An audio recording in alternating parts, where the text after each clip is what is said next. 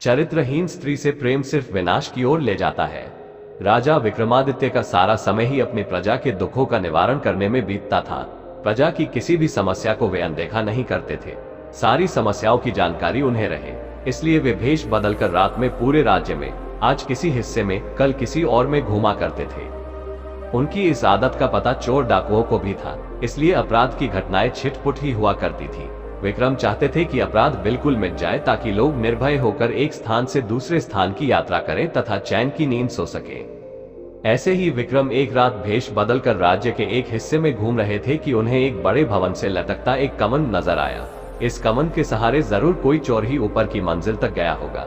ये सोचकर वे कमंड के सहारे ऊपर पहुंचे। उन्होंने अपनी तलवार हाथों में ले ली ताकि सामना होने पर चोर को मौत के घाट उतार सके। तभी उनके कानों में स्त्री की धीमी आवाज पड़ी, तो चोर कोई स्त्री है। ये सोचकर वे उस कमरे की दीवार से सटकर खड़े हो गए जहां से आवाज आ रही थी। कोई स्त्री किसी से बगल वाले कमरे में जाकर किसी का वध करने को कह रही थी। उसका कहना था कि बिना उस आदमी का वध किए हुए किसी अन्य के साथ उसका संबंध रखना असंभव है। तभी एक पुरुष स्वर बोला कि वो लुटेरा अवश्य है, मगर किसी निरपराध व्यक्ति की जान लेना उसके लिए संभव नहीं है। वो स्त्री को अपने साथ किसी सुदूर स्थान जाने के लिए कह रहा था और उसके विश्वास दिलाने की कोशिश कर रहा था कि उसके पास इतना अधिक धन है कि बाकी बची जिंदगी वे दोनों आराम से बसर कर लेंगे। वो स्त्री अंत में उससे दूसरे दिन आने के लिए बोली, क्योंकि उसे धन बटोरने में कम से कम 24 घंटे लग जाते। राजा समझ गए कि पुरुष उस स्त्री का प्रेमी है तथा स्त्री उस सेठ की पत्नी है जिसका ये भवन है। सेठ बगल वाले कमरे में सो रहा है और सेठानी उसके वध के लिए अपने प्रेमी को उकसा रही थी। राजा कमंड पकड़कर नीचे आ गए और उस प्रेमी का इंतजार करने लगे। थोड़ी देर बाद सेठानी का प्रेमी कमंड से नीचे आया तो राजा ने अपनी तलवार उसकी गर्दन पर रख दी तथा उसे बता दिया कि उसके सामने विक्रम खड़े हैं। वह आदमी डर से थर थर कांपने लगा और प्राण दंड के भय से उसकी घिघी बांध गई। जब राजा ने उसे सच बताने पर मृत्यु दंड न देने का वायदा किया तो उसने अपनी कहानी इस प्रकार बताई। मैं बचपन से ही उससे प्रेम करता था तथा उसके साथ विवाह के सपने संजोए हुए था। मेरे पास भी बहुत सारा धन था क्योंकि मेरे पिता एक बहुत ही बड़े व्यापारी थे, लेकिन मेरे सुखी भविष्य के सारे सपने धरे के धरे रह गए। एक दिन मेरे पिताजी का धन से भरा जहाज समुद्री डाकुओं ने लूट लिया। लूट की खबर पाते ही मेरे पिताजी के दिल को ऐसा धक्का लगा कि उनके प्राण निकल गए। हम लोग कंगाल हो गए। मैं अपनी तबाही का कारण उन समुद्री डाकुओं को मानकर उनसे बदला लेने निकल पड़ा। कई वर्षों तक ठोकर खाने के बाद मुझे उनका पता चल ही गया। मैंने बहुत मुश्किल से उनका विश्वास जीता तथा उनके दल में शामिल हो गया। अवसर पाते ही मैं किसी एक का वध कर देता। एक एक करके मैंने पूरे दल का सफाया कर दिया और लूट से जो धन उन्होंने एकत्र किया था वह लेकर अपने घर वापस चला आया।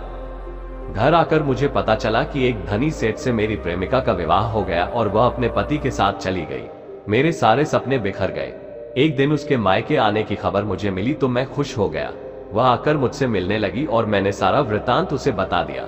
एक दिन वह मुझसे मिली तो उसने कहा कि उसे मेरे पास बहुत सारा धन होने की बात पर तभी विश्वास होगा जब मैं नौलखा हार उसके गले में डाल दूं। मैं नौलखा हार लेकर गया। तब तक वो पति के पास चली गई थी।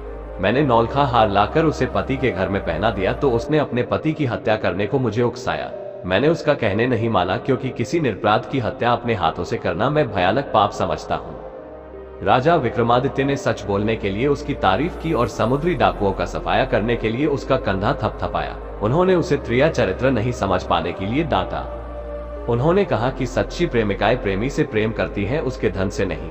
उसकी प्रेमिका ने उसकी प्रतीक्षा नहीं की और संपन्न व्यक्ति से शादी कर ली। दोबारा उससे भेंट होने पर पति से द्रोह करने से नहीं हिचकिचाई। नौलखा हार प्राप्त कर लेने के बाद भी उसका विश्वास करके उसके साथ चलने को तैयार नहीं हुई। उल्टे उसके मना करने पर भी उससे निरपराध पति की हत्या करवाने को तैयार बैठी है। ऐसी निष्ठुर तथा चरित्रहीन स्त्री से प्रेम सिर्फ विनाश की ओर ले जाएगा। वह आदमी रोता हुआ राजा के चरणों में गिर पड़ा तथा अपना अपराध क्षमा करने के लिए प्रार्थना करने लगा। राजा ने मृत्युदंड के बदले उसे वीरता और सत्यवादिता के लिए ढेरों पुरस्कार दिए। उस आदमी की आंखें खुल चुकी थी। दूसरे दिन रात को उस प्रेमी का भेष धरकर वे कमंड के सहारे उसकी प्रेमिका के पास पहुंचे। उनके पहुंचते ही उस स्त्री ने स्वर्णाभूषणों की बड़ी सी थैली उन्हें अपना प्रेमी समझकर पकड़ा दी और बोली कि उसने विष खिलाकर सेठ को मार दिया और सारे स्वर्णाभूषण और हीरे जवाहरात चुनकर इस थैली में भर लिए। जब राजा कुछ नहीं बोले तो उसे शक हुआ और उसने नकली दाढ़ी मूंछ नोच ली। किसी अन्य पुरुष को पाकर चोर चोर चिल्लाने लगी तथा राजा को अपने पति का हत्यारा बताकर विलाप करने लगी। राजा के सिपाही और नगर कोतवाल नीचे छिपे हुए थे। वे दौड़कर आए और राजा के आदेश पर उस हत्यारी चरित्रहीन स्त्री को गिरफ्तार कर लिया गया। उस स्त्री को समझते देर नहीं लगी कि भेष बदल कर आया हुआ पुरुष खुद विक्रम थे। उसने झट से विष की शीशी निकाली और विषपान कर लिया।